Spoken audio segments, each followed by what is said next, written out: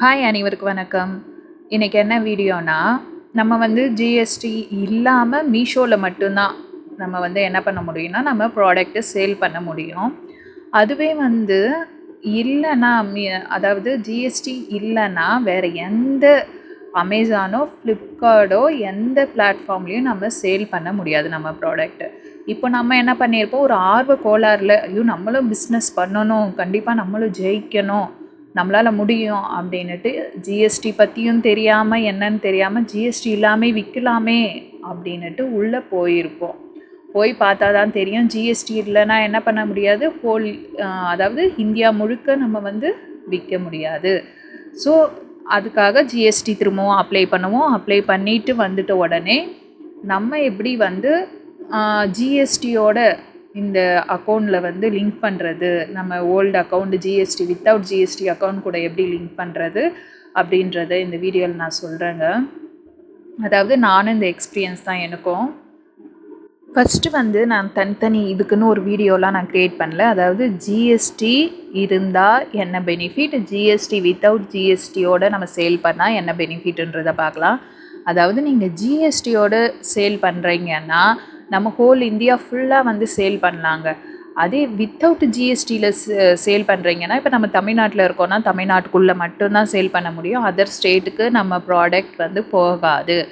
அப்போ கர்நாடகாவில் இருக்கோன்னா கர்நாடகாவில் மட்டும்தான் வந்து சேல் ஆகும். கண்டிப்பாக உங்களுக்கு தெரிஞ்சிருக்கலாம் ஒரு சிலருக்கு இந்த விஷயம்லாம். எனக்கு தெரியாமையே நான் உள்ளே போயிட்டேன். ஃபஸ்ட்டு என்ன பண்ணேன், எனக்கும் ஒரு 2-3 நாளாக தூக்கமே வரல. எல்லா ஹவுஸ் ஒய்ஃப்க்கும் இருக்க மாதிரி தான், நம்ம எதனா பண்ணணும்னு மைண்டில் ஓடிக்கிட்டே இருந்துச்சு. சரி ஃபைனலாக நம்ம வந்து 2025 தான் என்ன பண்ணலாம், இது மாதிரி காமர்ஸ் வந்து ஸ்டார்ட் பண்ணலான்னு நினச்சிட்டு ஆன்லைனில் ப்ராடக்ட் வாங்கினேன். அதாவது என்னால் போக முடியல. எங்கள் ஹஸ்பண்ட் வந்து இப்போ என் கூட இல்லை, வெளியூரில் அதர் ஸ்டேட்டில் வேலை செய்கிறாரு.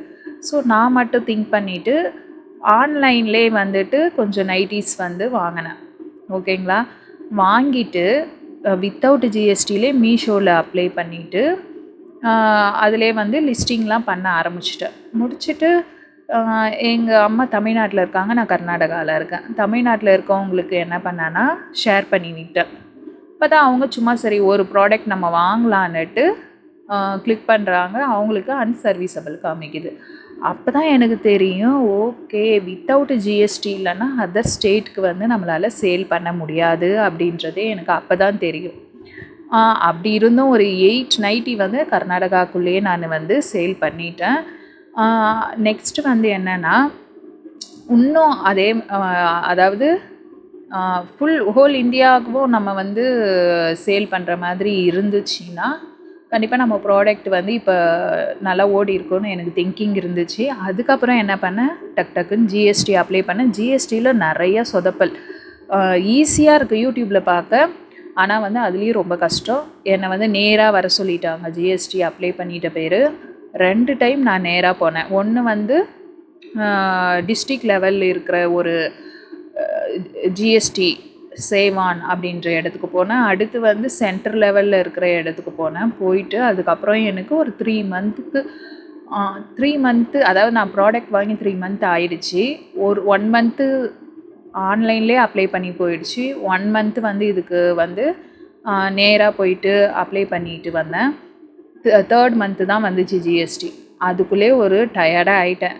என்னது, கர்நாடகாக்குள்ளேயே நம்ம ஸ்டேட்லேயே வித்தவுட் ஜிஎஸ்டியில் சேல் பண்ணலான்னுட்டு ஒரு ஹோப்பே போயிடுச்சு. என்னடா அப்படின்ற மாதிரி ஆயிடுச்சு.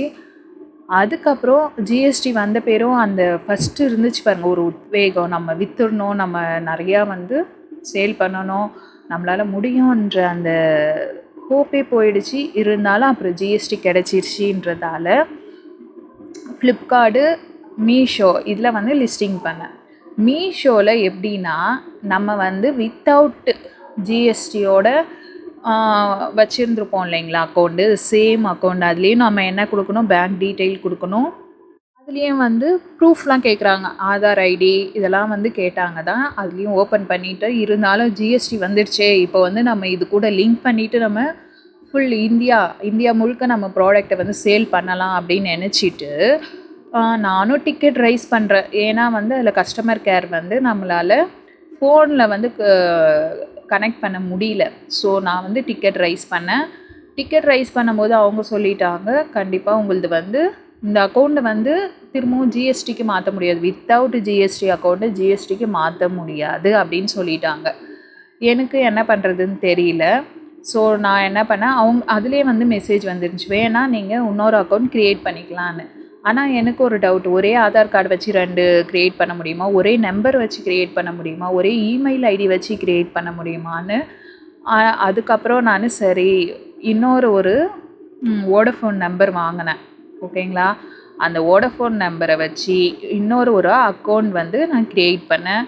நம்ம இதில் கொடுத்த நம்பரோ இமெயில் ஐடியோ வச்சு கண்டிப்பாக ஓப்பன் பண்ண முடியாது. இன்னொரு நம்பர் வச்சு ஓப்பன் பண்ணிக்கலாம்.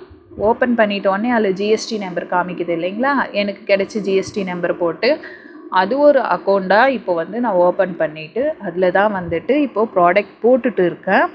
இன்னும் வந்து நான் ஃப்ளிப்கார்ட்லேயே லிஸ்டிங் போட்டிருக்கேன். இதெல்லாம் காமர்ஸ்ன்னும் போது நான் நினச்சேன் ஈஸியாக இருக்கும்னு. ஆனால் உள்ளே வந்துட்ட பேர் தான் தெரியுது. ஃப்ளிப்கார்ட்டில் நானும் ஒரு 5 டேஸாக போடுற ஃபிக்ஸிங் எரர்னு மண்டையை போட்டு என்ன சொல்கிறது, பிச்சுக்கிற மாதிரி எப்போ பாரு எரர் தான் வருது. அதாவது ப்ரைஸ் வந்து எரர்னு காமிக்குது. அதெல்லாம் அப்புறம் கிளியர் பண்ணி உட்காந்து அதுலேயும் போட்டிருக்கேன். பார்க்கலாம் அதோடைய ரிசல்ட் எப்படி வருதுன்னு. உங்களுக்கு எதனா டவுட் இருந்தால் கேளுங்க. நான் என்னுடைய எக்ஸ்பீரியன்ஸில் வச்சு நான் சொல்கிறேன். அடுத்து வந்து இந்த மீஷோ ஜிஎஸ்டி முடிஞ்ச அளவு ஜிஎஸ்டிலாம் வாங்கிட்டு அதுக்கப்புறம் நீங்கள் என்ன பண்ணுங்கன்னா இது மாதிரி அக்கௌண்ட் க்ரியேட் பண்ணுங்கள். ஏன்னா அப்போ தான் நம்மளுக்கும் ஒரு பெனிஃபிட். அதே மாதிரி இந்த ஆன்லைனில் வாங்குகிற ப்ராடக்ட்லாம் வந்து அதாவது வீட்டில் இருக்கோன்னா நம்மளுக்கு தெரிஞ்ச ஹோல்சேல் மார்க்கெட் போயிட்டு நம்ம நேர்லேயே துணியை பார்த்து வாங்கிட்டு வரணும். இல்லைன்னா ரொம்ப கஷ்டங்க. நான் ஆன்லைனில் வாங்கிட்டு அதுக்கு ஷிப்பிங் சார்ஜ் போட்டாங்க. கர்நாடகாவிலேருந்து திருப்பூர்லேருந்து வர வச்சேன். அவங்க வந்து வர வைக்கிறதுக்கே ஒரு 500 ரூபா போட்டுட்டாங்க. ஷிப்பிங் சார்ஜ் போட்டுட்டு அதில் ஒரு பீஸ் டேமேஜ் பீஸ் இருக்குது.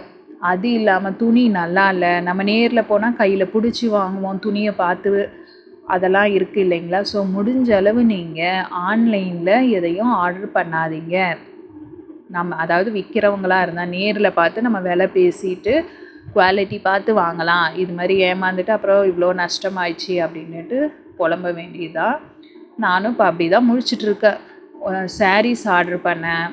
அதுவும் வந்து அந்த அளவுக்கு அவங்க கொடுக்கல, ரேட்டுக்கு ஏற்ற சாரீஸ் கொடுக்கல. பார்க்கலாம், எப்படியாவது அதை வந்து நம்ம வாங்கின விலைக்காவது விற்றுடணும் இல்லைங்களா? இதில் இன்னொரு நிறையா ப்ராப்ளம் என்னென்னா, மீஷோவில் நம்ம ப்ராடக்ட் லிஸ்ட் பண்ணிட்ட பேர் ஷிப்பிங் சார்ஜ் போடுறாங்க பாருங்கள். ஃபஸ்ட்டு டைம்லாம் 50, 60 போட்டவங்க திடீர்னு பார்த்தா 130, 230, ஏன் 400, 500 கூட ஆகுது ஒரு டைம். எனக்கு அப்படியே ஷாக்கிங்காக ஆகுது, என்ன இவ்வளோ போடுறாங்க அப்படின்ற மாதிரி. ஸோ கொஞ்சம் காமர்ஸ் வந்து கஷ்டம்தான். உங்களுக்கு தெரிஞ்ச டிப்ஸும் வந்து இதில் எதனா இது மாதிரி பண்ணலாங்க. உங்களுக்கு வந்து ஃப்ளிப்கார்ட்டில் ஃபிக்ஸிங் எரர் வராமல் இருக்க இதை பண்ணலாம். நெக்ஸ்ட்டு வந்து மீஷோவில் ஷிப்பிங் சார்ஜ் வந்து அதிகமாக பண்ணுறாங்க இல்லையா, அது வராமல் இருக்க இதை பண்ணலாம் அப்படின்ட்டு உங்களுக்கு தெரிஞ்ச டிப்ஸும் கமெண்ட் பண்ணுங்கள். இந்த வீடியோ உங்களுக்கு யூஸ்ஃபுல்லாக இருந்தால் கண்டிப்பாக நம்ம சேனலை சப்ஸ்கிரைப் பண்ணுங்கள். இது மாதிரியான நிறைய வீடியோ இனிமேல் வரும். ஓகே, பாய், தேங்க்யூ.